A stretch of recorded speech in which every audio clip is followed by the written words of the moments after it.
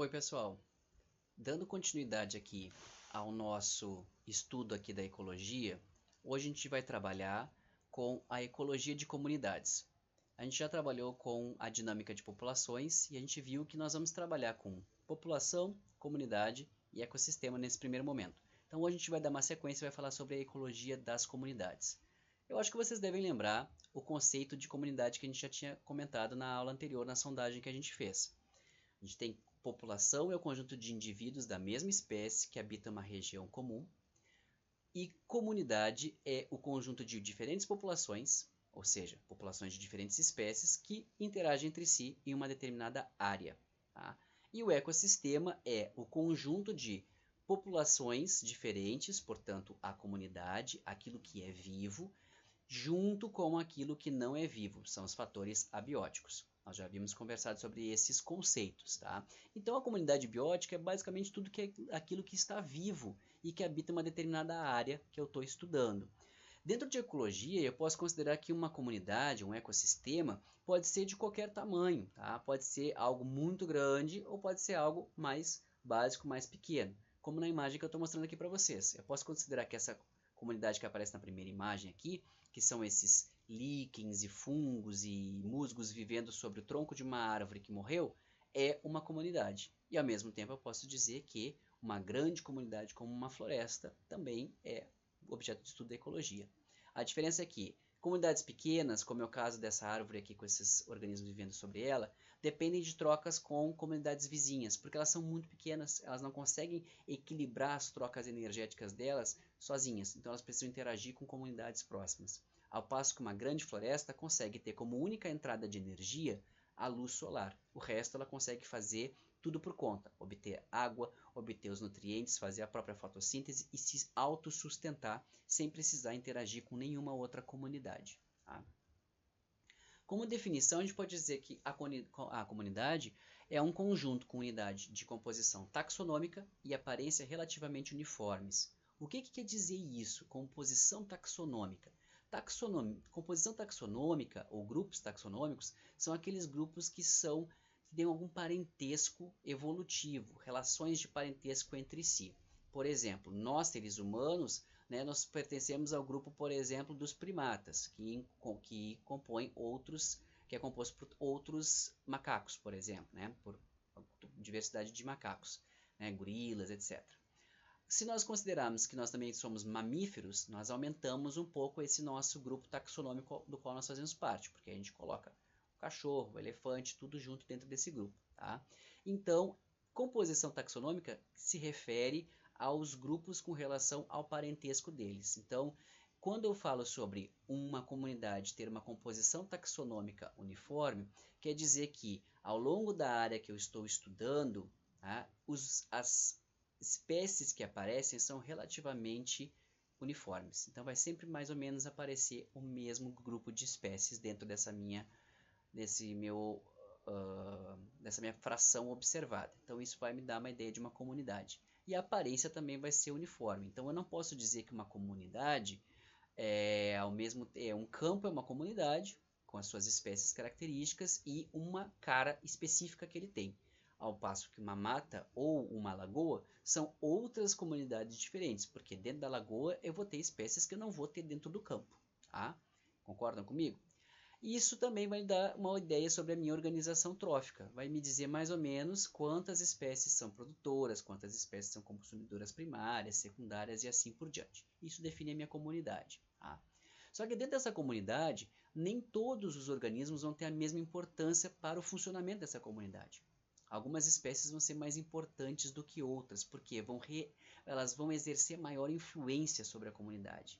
E isso pode se dar porque ela acontece em maior número, tá? Ou porque ela tem um tamanho físico muito grande, ou porque ela tem uma capacidade de produção, ou seja, ela se reproduz muito e aí domina aquele ambiente, ou por alguma outra característica. É importante salientar aqui, nem todas as espécies vão ter a mesma importância nas relações ecológicas. Algumas vão influenciar mais o ambiente, requerendo mais nutrientes, por exemplo, do ambiente, ocupando mais espaço dentro do ambiente, comendo mais, causando mais impacto dentro do meu ambiente. Tá? A importância dessas espécies dentro da comunidade não está relacionada com as relações taxonômicas. Não quer dizer que, por exemplo, sempre vão ser os mamíferos os mais importantes, ou sempre vão ser os insetos. Não. Dentro de cada comunidade eu vou ter um grupo de espécies diferentes como as dominantes. E isso vai estar mais relacionado com a importância das relações ecológicas que elas exercem dentro desse ambiente, do que com a que grupo elas pertencem. Tá? As espécies que vão controlar o fluxo de energia, elas afetam mais fortemente o ambiente, e elas vão ser chamadas de dominantes ecológicos. O que é controlar o fluxo de energia? É prover energia, se tu é um organismo produtor, por exemplo, então quanto de energia que tu consegue pegar do sol e fazer com que se torne um alimento para outras espécies, então é o quanto de alimento que tu oferece, ou o quanto de alimento que tu consome do ambiente. Então isso é controlar o fluxo de energia, tá? Aí nós vamos ter o grau com que essa dominância está concentrada em uma, em várias ou em muitas espécies, é o que a gente chama de índice de dominância. E é o que vai mostrar para a gente a importância de cada espécie em relação a todas as demais espécies de uma comunidade. Vou citar aqui para vocês um exemplo para a gente trabalhar com esse exemplo. Como nós estamos, né, no bioma Pampa e na região da Campanha, eu resolvi fazer um exemplo trabalhando com espécies da nossa região. Tá? Então vamos ver uma lista de espécies que está nessa comunidade hipotética que nós vamos trabalhar agora. Tá? Primeira espécie aqui a gente tem o Trifolium polymorphum, que é o trevo vermelho.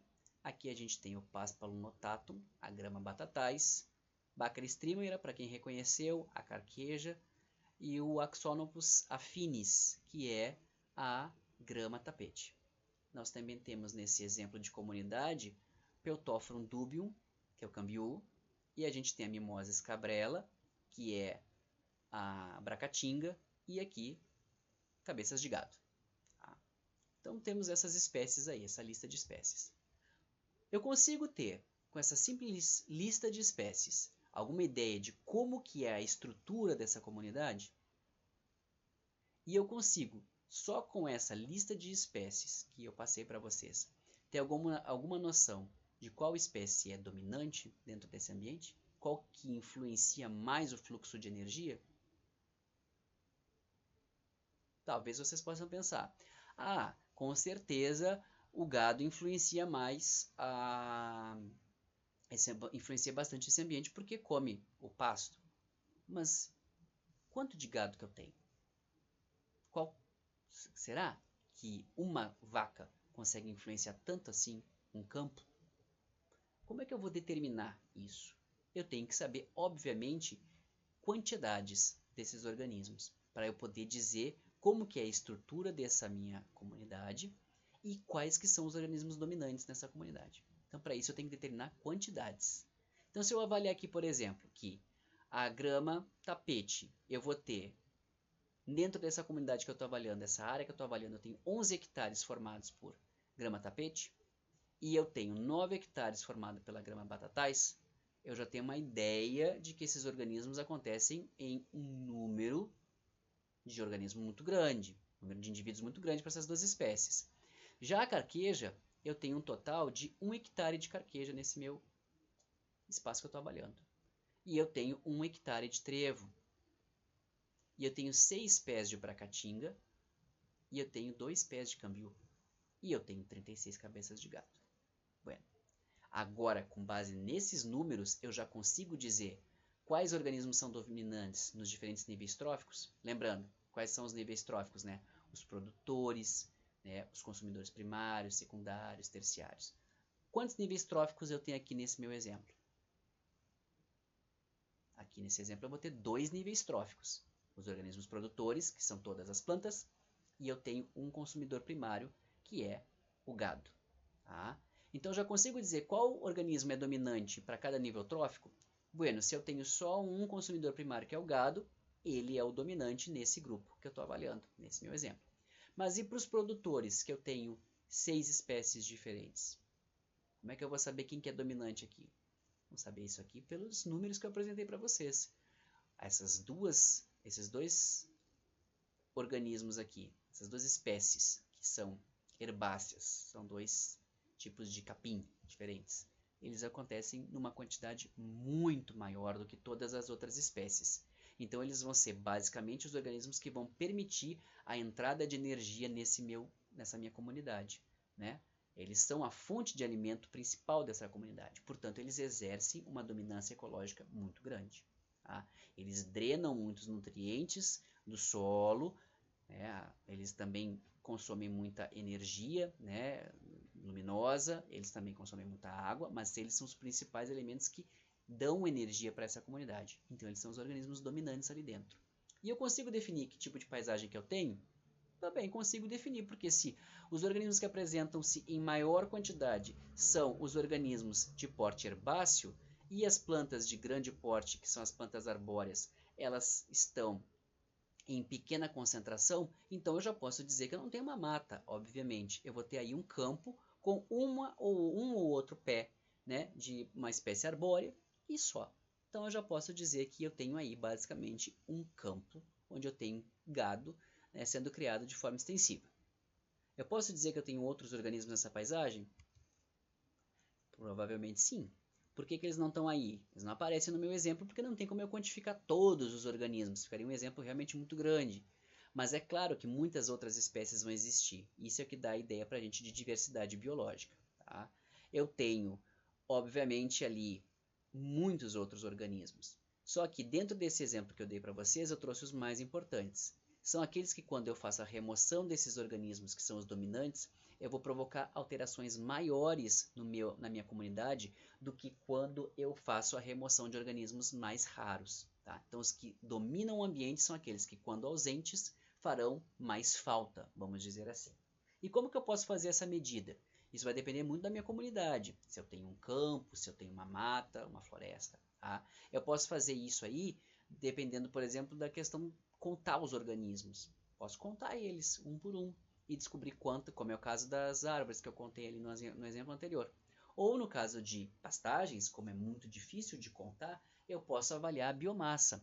No caso de árvores, eu posso pegar e fazer a medição, né, de árvores através da seção transversal de caules. Né? Posso medir o diâmetro dos caules e ver quanto que uma árvore tem de caule, né, de diâmetro de caule. Isso vai me dar um tamanho da árvore mais ou menos. Né? A área de cobertura dela também, da sombra que ela faz, também é outra medida importante.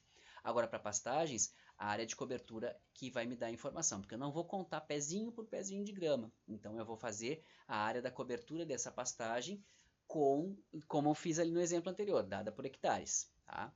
E a comparação sempre tem que ser feita entre comunidades do mesmo tipo. Eu não posso comparar diversidade biológica e dominância de espécies de uma mata com dominância de espécies de uma pastagem, porque vai ser uma relação completamente diferente. A dominância ecológica em ambientes terrestres geralmente vai ser feita pelas plantas com sementes.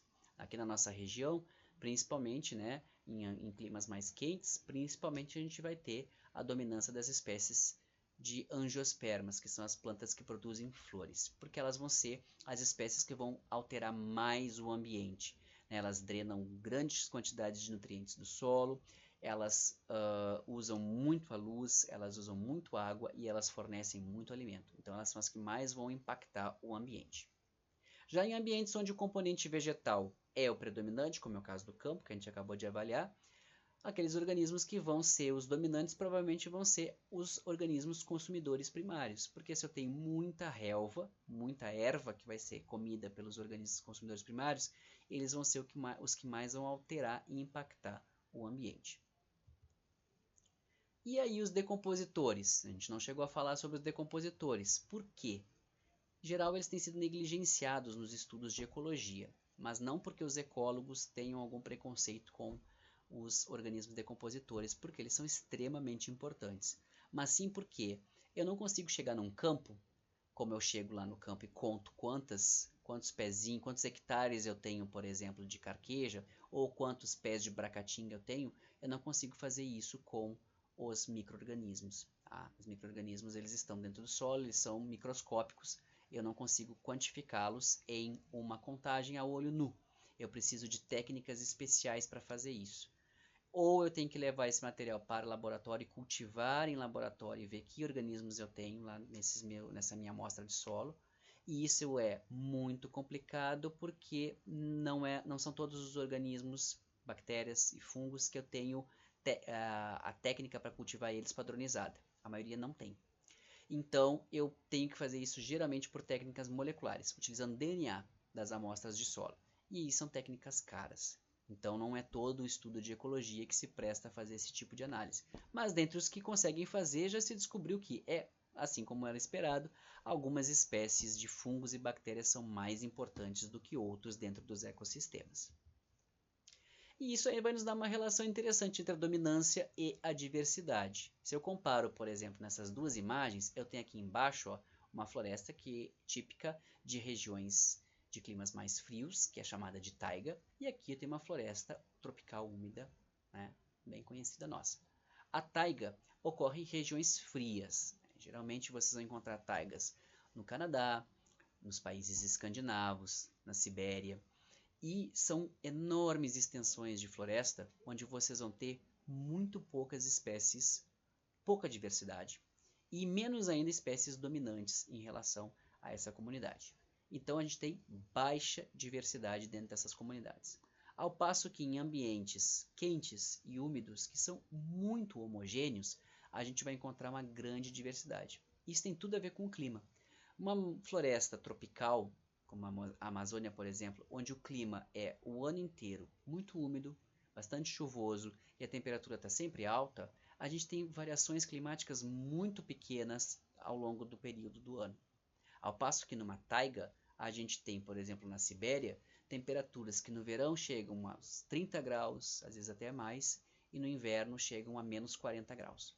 Então são ambientes extremos para uma planta viver. Ela tem que enfrentar calor muito alto no verão e frio muito intenso no inverno.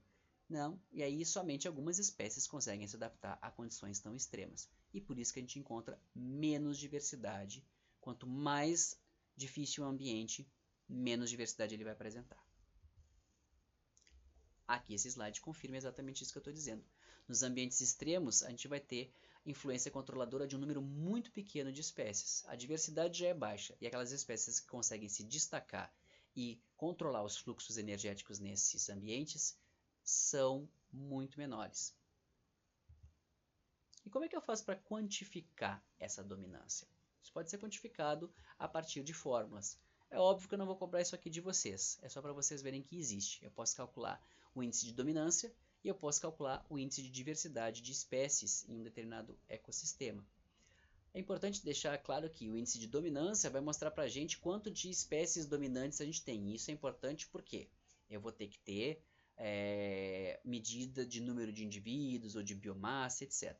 Algum valor eu vou ter que pegar, algum parâmetro eu vou ter que escolher para fazer isso. Agora o índice de diversidade, ele fala para mim o quanto que essa comunidade é rica, o quanto que eu tenho de espécies nessa comunidade. Então dominância e riqueza são dois conceitos que eles estão relacionados, podem estar relacionados, mas eles não estão, um não depende do outro. Tá? Então é importante salientar isso. Tá? Em geral, nas comunidades, eu vou encontrar que uma pequena percentagem de espécies é abundante, e aí eu posso medir isso por número de indivíduos, ou a biomassa que esses indivíduos produzem, né, ou quanto que esses indivíduos se reproduzem, e uma grande percentagem das espécies vai ser rara. Então eu tenho poucos organismos que são muito evidentes e ocorrem em abundância nessa comunidade, e eu vou ter uma grande quantidade de espécies que ocorrem muito pouco. Geralmente para as comunidades é assim que acontece. Tá?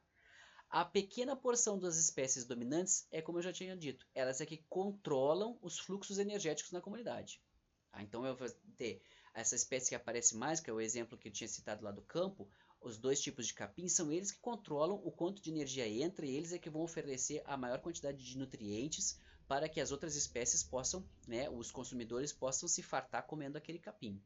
Mas as outras espécies todas que aparecem em pequena quantidade são as que vão determinar a diversidade da minha comunidade. Tá? E aí eu vou ter a razão entre o número de espécies e os valores de importância que tem nessas espécies, eles vão definir para mim o índice de diversidade de uma espécie, de espécies de uma comunidade. Tá? Geralmente eu vou ter que em ambientes que são controlados fisicamente, eu vou ter uma diversidade baixa. O que quer dizer um ambiente que é controlado fisicamente? Quando os fatores físicos e químicos, ou seja, os fatores abióticos, é que são extremos e controlam a diversidade dentro do ambiente. Ou seja, Vamos dar um exemplo. Um solo muito salino. Sais no solo é um fator químico e também um fator físico. Por quê? Quanto mais salino é um solo, mais dificuldade a planta tem de tirar a água do solo para absorver essa água. Então isso vai ser um fator físico-químico forte que vai fazer com que as plantas tenham mais dificuldade de viver nesse ambiente. Então poucas vão ser as espécies que vão se adaptar a uma condição tão extrema. Então num ambiente onde eu tenho solo salino, eu provavelmente vou ter uma diversidade de espécies bem menor do que eu teria num ambiente onde o solo é normal. Tá? Agora, o que é um ecossistema controlado biologicamente? É aquele onde as condições ambientais não são extremas, temperatura, quantidade de água, sal no solo, nada disso interfere no desenvolvimento das espécies. O que regula as espécies são as próprias espécies. Então, vai ser os fatores de competição. O quanto que uma vaca vai regular o crescimento da pastagem comendo o pasto. Tá? Então, esse ecossistema ele é controlado biologicamente. O quanto que um peixe utiliza de microcrustáceos que vão ter espalhados dentro desse corpo d'água que define o quanto que essas espécies vão conseguir se desenvolver ou não dentro desse ambiente. Aqui só para mostrar para vocês, essa curva nos dá uma ideia a respeito dessa questão que eu estou comentando com vocês, de que a gente tem poucas, num ambiente, geralmente nós temos poucas espécies abundantes e muitas espécies raras. Quando começar a haver uma perturbação ambiental, aquilo que a gente estou chamando ali no slide de tensões ambientais, vai haver uma modificação do padrão. Geralmente vai acontecer quando eu tenho uma comunidade normal, onde eu tenho poucas espécies dominantes e muitas espécies raras, eu vou ter uma perturbação ambiental. A primeira coisa que vai acontecer é a extinção, né, das espécies raras. As espécies raras vão começando a diminuir a sua presença dentro desse ecossistema. E à medida que as espécies raras diminuem, as dominantes elas proliferam mais ainda, porque elas não vão ter que competir com as raras. E aí elas vão dominar totalmente o ambiente. Isso vai ocasionar o quê? Uma pobreza no meio ambiente, que deixa de ter uma biodiversidade maior e passa a ter aquilo que a gente chama de mais do mesmo, porque eu vou ter eu posso até ter uma cobertura vegetal muito grande num campo, por exemplo, que foi perturbado por alguma atividade do homem, por exemplo. Tá cheio de plantinha ali naquele campo e tal, mas eu tenho sempre a mesma coisa, são sempre as mesmas espécies. Por quê? As raras foram sumindo nesse ambiente e as dominantes foram cada vez se espalhando mais. E num ambiente onde eu tinha, sei lá, 300 espécies diferentes de plantas, eu passo a ter 30 espécies diferentes de plantas. Tá? Exemplo completamente aleatório. E aí, mais uma vez, mais uma forma, não vou cobrar isso de vocês, quero deixar claro, não vou cobrar as formas, mas como que a gente pode avaliar a diversidade? A partir dos índices de riqueza de espécies. Tá? Eu posso fazer essa análise também. E eu posso também avaliar a diversidade das espécies a partir da uniformidade da distribuição das espécies. Se eu der para vocês um número apenas, tá? Que é 100 indivíduos de 10 espécies diferentes compõem duas comunidades diferentes. Então eu tenho a comunidade A com 100 indivíduos de 10 espécies diferentes. E eu tenho a comunidade B também com 100 indivíduos de 10 espécies diferentes. Eu posso assumir que a distribuição, ou seja, a uniformidade dentro dessas duas comunidades é a mesma? Será? Bom, vamos imaginar então a comunidade A tendo 91 indivíduos da primeira espécie e todas as outras 9 espécies tendo um único indivíduo de cada uma delas. Eu tenho, nesse caso, uma clara dominância ecológica, porque a espécie 1, que tem 91 indivíduos, ela aparece em muito maior quantidade do que as demais. Então é ela que controla os fluxos energéticos dentro dessa comunidade, é óbvio que é ela que vai ser a espécie dominante. Agora na comunidade B eu tenho 10 indivíduos de cada espécie. Eu vou dizer que eu tenho uma grande uniformidade, porque eu tenho o mesmo número de indivíduos para cada uma das espécies. Mas eu também não posso falar nada sobre dominância, porque se uma espécie aí nesse caso tem um tamanho muito maior do que as demais, essa espécie ainda pode ser a dominante nesse caso, ok?